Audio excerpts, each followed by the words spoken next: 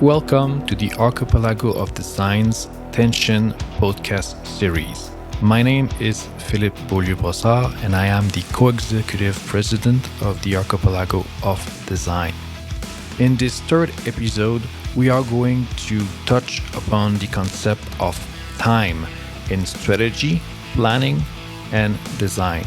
So the key tension that we are going to address is between a linear way of understanding time, which is more of the conventional way that we think about time, a bit like a clock that is running, and more relative understandings of time. And to help us make sense of this tension, I have with me Colonel Edward Hayward from the Ministry of Defense of the United Kingdom. And I have also with me Colonel Jean-Michel Millet, the head of transformations at the NATO Joint Warfare Center based in Stavanger, Norway. Thank you. So today, gentlemen, just to kickstart the discussion, what is the problem with time? Why can't we use the traditional understanding of time? So what do you think about this, Jean-Michel? Well, looking at the issue of time, I think that the major thing is really about the poverty of the vocabulary that we have to capture the richness of the diversity of time dimension. We use time, but we mean a lot of different things. I'll give you a couple of examples. When we're speaking generally of time, we're talking both of the time of the universe, which we know is relative. We talk about the time of the clock or social time, which is a social construction. And we're also talking about the psychological time, the time that we feel, that we live, that the memories that we accumulate. But then there are other dimensions, just like the relative time, the notion of duration, the notion of frequency, the notion of sequencing, the synchronicity, which is the combined times, that because we all live in separate times. The two notions of the Greek between kairos, which is a point in time, versus chronos, where there is a notion of acceleration and speed, and the opposite, which is deceleration. And obviously there is the question of the relationship between time and information. And what it creates is this lack of vocabulary, generally speaking, is creating a lot of fallacies and mistakes in time interpretation. And we have to face those fallacies all the time. And in terms of military aspects, of course, it means that those fallacies can either be avoided for us or actually exploited when we're talking about the adversary. Thank you. I think my position to start off would be that fine, time is important, but it is not a fundamental in the sense that it isn't fixed. And we know this from Einstein. So the current military use of time, I would say, is quantitative. It's a unit of time. We see time used in different cultures. We know it has something to do with maneuver, and we know it has something to do with ordering. There are sequencing of things. You can be early, you can be late. There's in the right order, there's in the wrong order. And then for those who think about it, you can maneuver in advance and use tempo to force the rival, the enemy, to expose itself. That's all fine. But because we only think about that, we have a categorical and a fixed view of time, and that we're not exploiting all these other potentials that we've just mentioned. So an unwise general will ask for more time. Actually, what we want is a richer use or exploitation of time, selecting the right type of time. So building on what Jean-Michel just said, you've got social time. How does it play out? The Taliban have got more time than the Americans, all that type of stuff. You've got the numerical time, we've said, and then we've got the psychological time. But I think it is unpacking those different temporal realities, explaining them, and then bringing them into our thoughts and our designs of our operations, and in our conscious way of thinking about the ecology of what we can do when and how, which is a big ask without confusing people. Yeah, totally. And Jean-Michel, is there some work being done right now at NATO on this concept? Yeah, the work that we're in NATO, generally speaking, as part of the war fighting concept, we're looking at ways to in relation with time to outthink and outpace future adversaries. This is part of the NATO warfighting capstone concept. And concretely speaking, it means being able now and in the future to combine and refine time, dimension, and aspects that we just talked about to get clarity and create options, referred generally speaking as seizing the time flanks of adversaries and actually protecting our own by avoiding the traditional pitfalls. And that is reflected in developments in different ways to plan operations and strategy that include design thinking and the inclusion of those different time dimensions into our planning process. One concrete example, which we keep talking about, but we have a lot of difficulty to apply, is the concept of surprise. Surprise is many things, but if we want to avoid surprise, either at the strategic, operational, or tactical level, while creating the possibility of surprise through deception, you need to look at a lot of those combination time dimensions, and specifically what we're doing in Allied Command for Transformation. Edward, can you unpack a bit more this concept of time as flank that Jean-Michel just touched upon? Time as a flank was given as a task to unpack by our Lieutenant General Walker back home, who is head of our military strategy and operations. But I think it was very much, as Jean-Michel has just said, it in that linear view of time. You know, what ought we be doing now that would be prudent rather than doing something too late? We were able to pull together a small team, an exceptionally gifted thinker in one of our other departments. So Philip Tovey is in DEFRA, and he was rich in a phenomenological approach to time and culture, and is also a reservist. And then one of the other army thinkers, Colonel Al McCuskey in the Centre of Historical Studies. And what we've started to do is to say, look, you've got time, you've got quantum time, you've got information that changes over time. So Shannon, second law of thermodynamics, entropy, and it moves. And then we said, okay, but just, as examples of surprise and deception, how does time as an objective is reflected in our operations? Of which a really good example is the cultural destruction of items of significance, from Trotsky and the Russian Revolution through to the Taliban and Bamyan, through to ISIL. And we did it ourselves, the pulling down of Saddam statues in Iraq. Point being, by destroying some physical entity, you're changing people's view of time. It's a new time, it's a new era, and you're unshackling them so you can either take them into democracy or imprison them in autocracy. But that is an example where you're doing something in the physical environment to change the cognitive environment of the people and then to influence their behaviors to your advantage. Fantastic. But do we do it by accident or do we do it explicitly? And with a lot of these very complex problems, our sense at the moment is that common practice isn't common sense. We haven't, in our doctrine, caught up with some of the virtuosity that we are doing, but we're almost doing it intuitively without forethought. And therefore, can we unpick that? So I think the idea of listing some time fallacies, a via negativa, as well as, when we get there, principles or maxims, would be a really useful step forward. Yeah, of time fallacies, which one do you say is a central time fallacies or bias that we need to overcome?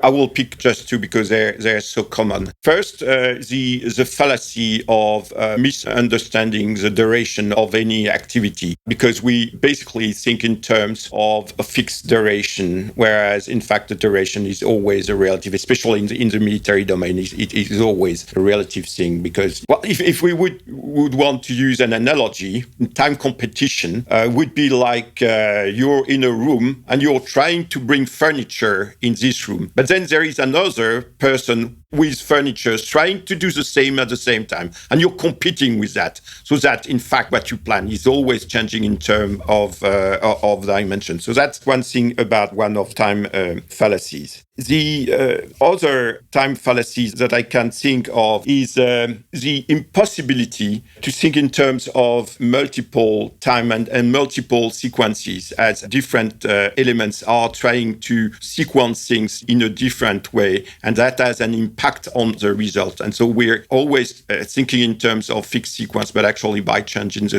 sequences and changing the tempo of activities, you change completely the reality. And we tend to think that as a fixing. Changing tempo changing sequences and thinking about changing them is critical. And what about you, Ed, in terms of fallacies? Like, which one would you say we need to work on? So I think straight away that the first one would be that the time is linear and fixed. That is not to say sometimes having a fixed view, and apologizing for contradicting myself straight away or being paradoxical, but sometimes having a difficult problem, only having 4 minutes to think about it and do something now in complexity is time well spent rather than navel-gazing or strategizing forever. So in that sense, the first fallacy is it's fixed and linear. And then the second one would be taking Clausewitz's concepts of the understand the nature of the war being really important, is understanding the nature of time in this context. That would be a huge step forward if we have that in an estimate. And then the other one would be that it's time or effects. We work to time, we work to quality. It's a time-based program, it's an effects-based program. And my suggestion would be, why is it one or the other? Why is it not time and effects? Because we notice that the effects change over time. Those would be some to start with. Going back though to categorical time, because I think this is important for us and it's how we see time in an everyday sense, is really resonating what I call time events. We know from the last 15 years of campaigning that anniversaries from Northern Ireland to sheer religious days have significance. So tomorrow's day is significant not because it's tomorrow, because it's the anniversary of something that happened 300 years ago. So I think putting that and really factoring those sort of time tipping points or gravitational areas of time would be another way that we can still take a hard linear view of time but make it more relevant in an adaptable situation. But if I can add one thing, because I think that's very important, this is fascination in the West for speed and the primacy of speed over everything as the silver bullet to solve most of the issues that we have. That if we go quicker, we'll do better. And that's one potential fallacy that we need to be aware of, that speed is not necessarily the solution. But as I said, being able to manage the variation of speed is much more critical. And that's important as the West is facing very different philosophies about time. Thank you so much, Jean-Michel. And on time, Ed, you referred also to multi-domain operations. So how does this question of time fit in with multi-domain operations? I think it's a foundational factor or constraint. I mean, that's a very good question. So I think, how would it fit in first? That in a traditional three-dimensional mechanistic military format, I think we're suggesting today here that there are more complex ways of thinking about time just in that military domain. Then, of course, when you start to weave in or fuse non-traditional ways and means, and arguably for different ends, if it's sub-threshold ends, they will all have their own relative version of time. And it will be a way of choreographing them all together, which in my mind, you're after, if you like, a composer's mindset here. The composer doesn't invent the instruments, he doesn't play the instruments, but he can choose what type of music he is crafting: operetta, quartet, full orchestra, ensemble, jazz, swing. But he has to have a vision for that piece of music. And in this sense, the vision can be bounded, but it is infinite. It's living. So the vision for his music and his use of time is about achieving something that, in musical terms, he will reach, but for us, we will never quite reach. But it can have different temporal bounds. So you could have a concept of time integrated for effects for a 2-year pericope, or a 10-year or a 30-year. It doesn't matter. It depends on what you're trying to achieve. And to reinforce that point, we can use an analogy, continue with the artistic metaphor. In the military, we still live more or less by the, like in classical plays, where you have unity of action, space, and time. The problem with multi-domain is that we see that this unity is no longer actually achievable. If you look at some of the domains, like space or cyber, in fact, you have this unity of action, space, and time. You need to do things in a very large time frame in order to have an action that will not happen in the same time frame. So we're no longer in classical plays, and that's why time and multi-domain operations is so important, because we need to change the frame of reference. So to unwrap that a bit further, we're going to have to use time differently in multi-domain. It's important for areas of deception and also security or secrecy, clandestine versus covert. Do we want the preparation and the intent to remain obscure? Do we want the act to be undiscovered at the time? Do we expect it to remain undiscovered or deniable afterwards? And the argument would be the way information's flowing now is some of that is just no longer achievable. The corollary would be, well, what does that mean to issues then of exhaustion and culmination? How do we define success now over these different temporal pluralities? And I'm afraid I haven't necessarily got some answers there, but I don't think that's what we're talking about today. We haven't got the answers. What we're saying is this work that's been looked at in other industries is now seems hyper relevant to where we're going. And what we want to do is to put some shallow watercolor brushstrokes down to be tentative on what we think is a fundamental issue rather than be decisively trivial. Thank you, Ed. Now to go to our last question. So how might time to design for defense context? Is it something that you consider that's already well addressed with the current methodologies that we're using, or there should be some work there as well? Jean-Michel, what do you think about that? That's exactly what we're trying to address at the moment, because in a way, our way to design and plan operations is very simplistic if we consider time as very linear and with simple causalities. So that the overall design philosophy is all about trying to counter this idea of linearity. And the time factor is an important dimension. Frankly, over the last 20 years, we've not been very good at including this idea of non-linearity and trying to have complex causality as a main factor when deciding about operations. So accepting the idea of complex time dimension will probably help changing that mindset. That this is exactly what we're doing at the moment through new concepts. And what about you, Edward? Where do you think that time fits with design?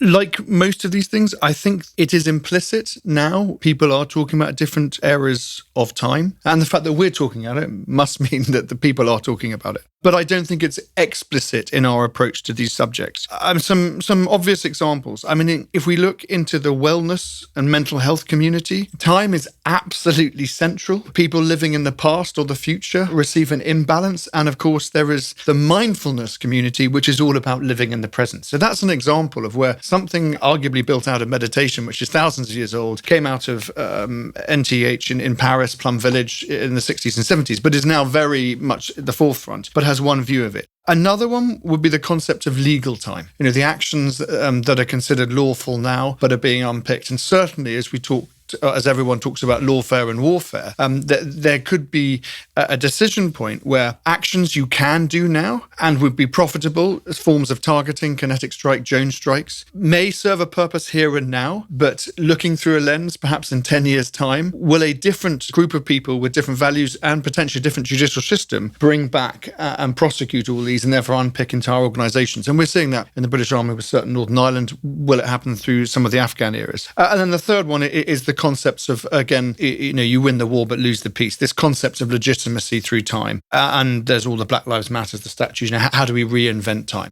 I think that is important because what we don't want to do is effectively overly complex the useful here and now time, as in watch time or clock time, it's called in some of the doctrines. And nor do we want to say everything's going to change, therefore you can't act. What we are saying is because time is not linear and values linked to it can change over time, there might be certain things that are more important than the trivial things we're paying attention to now. And had we had that explicit discussion and concept in our design and our approach to an operation or a campaign, we might have done X rather than Y or given ourselves different freedoms and protections.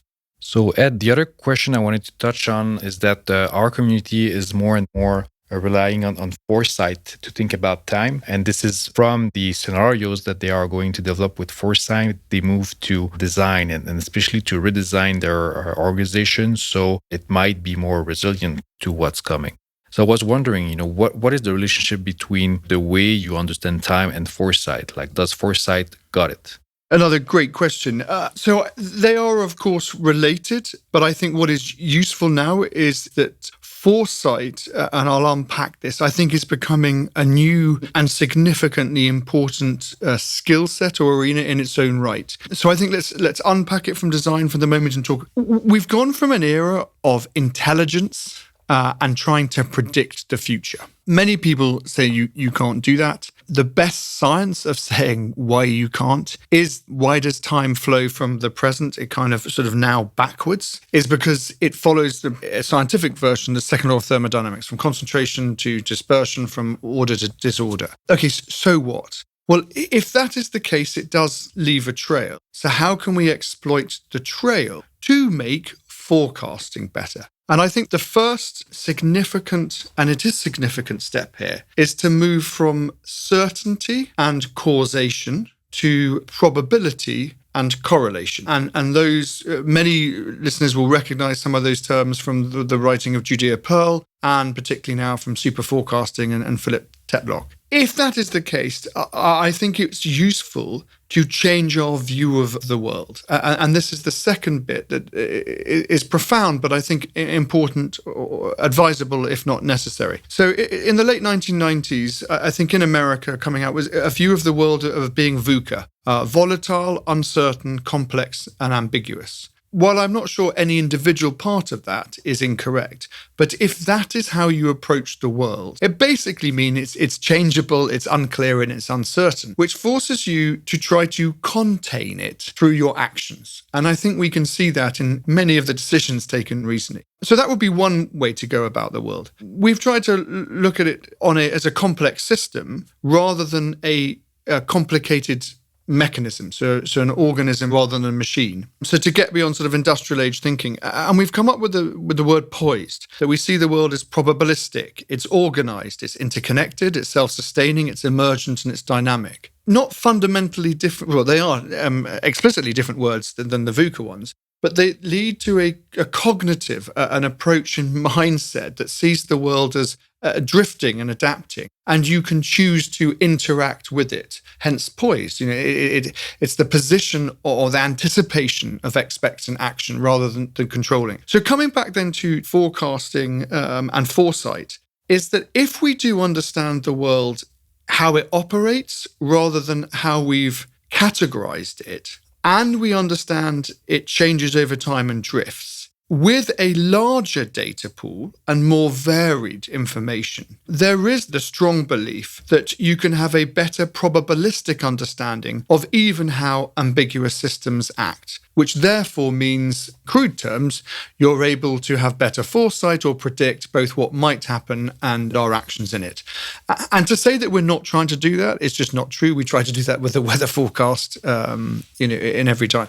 So the question is, could we bring that into national strategic thinking and in how we use intelligence? And the answer is yes. And there have been some very useful programs in America and coming over to the UK, trying to take Tetlock's work and, interestingly, combining it with crowdsourcing. So we bring in many different people's views, so thin slicing to get an aggregated view of effectively, can we move from subjective judgment to objective, empirical, and verifiable foresights? And the answer is it's difficult, but yes, we can. And the good news is it's a skill that people could learn. And like most skills, the more you practice it, the better we get. So to my mind, that is a really important new change over the last couple of years. And it's something that we should be all trying and embracing.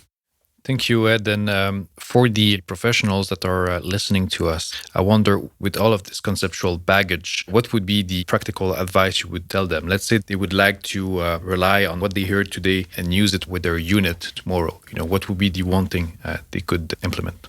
I suppose if one thing would be to give up on trying to be right and trying to be relevant. So I suppose that's combining the qualities of humility and courage and having a go. The best tip for that is that quantifiably, when we look at our predictions, when we are more certain, 80%, 90%, and we're pretty fixed, there's usually some strong psychological behavior or cognitive biases kicking in, and we're wrong. Clearly, when we say we're 20 or 30% right about something, we may know very little about the subject, in which case we're generally correct that we don't know what we're talking about. We're just offering opinion. What is interesting is that between sort of the 60 and 75% mark, most people predictions have an above 80 or 85% reliability and accuracy. So that is an interesting perspective. And to give a military example of that, I think for those that look at the Zero Dark 30 film, clearly the analyst, on the project was much clearer that the tool man in a compound in Astrabad was Osama bin Laden. And the red teaming went from 40, but I think at the time of it, and just going on the information in the film, was about 60 or 70%. It's a useful statistic for me because that proves what we're saying here. So therefore, actually, should we sometimes go all in more on our 60 or 70%? If we don't have time to do cross-hypothesis analysis to prove all the other alternatives are wrong, then yes, and hopefully that's a helpful suggestion. Thank you so much, Ed. Thank you so much, Colonel Jean-Michel Millet. So this is all the time we had for this podcast, no pun intended, indeed. To recap, I would say that, yes, we need to be more aware of different understanding of time, and especially in the 21st century, the numerical or the more traditional way of looking at time in a very linear, segmented way might not be sufficient anymore. And I think that in planning and all that, we need to consider more different perceptions and perspectives on time, and also how others perceive time. And I think it's relevant to everything we discuss: multi-domain, operation, design, and strategy. And I think we can really take into our baggage the advice of remaining humble, humility, and all this, that we cannot turn the clock as we want. So thank you so much, everybody. This was another episode of Tension. Bye.